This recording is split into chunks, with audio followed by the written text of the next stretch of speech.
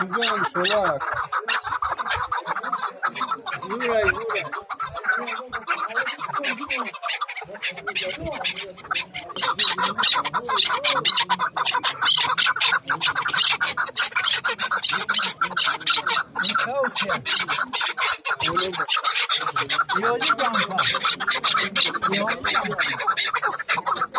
Bak hadi bakalım.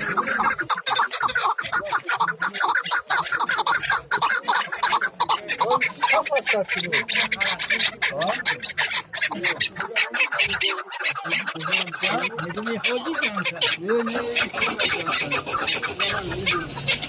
Ne bu? Var hani şahitini bakayım.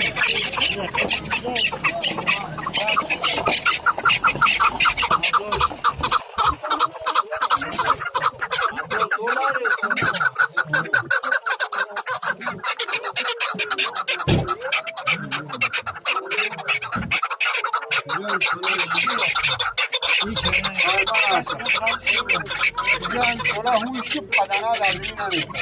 Kalsat gibi. Biraz saldım gibi. Bak yoksun kalsatım orası. Güzel tutma. Güzel sola.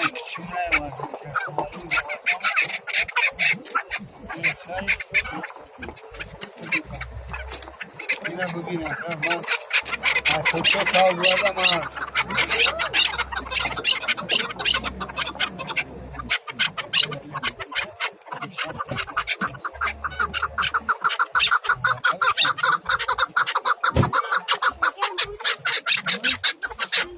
Ani zakhona de modara muyo naramo tu.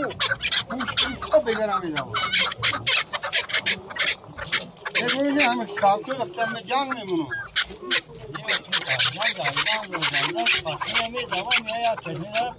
Ne hani şöyle çamur ne zaman kaçacağım mı? Ofuyla boy hani iyi tabii bola. Yok çamur. Böyle ne anam canım mı geldi? Maraka. Ne lan geldi? Ne yok ya? Ha kaçı maraka zaman.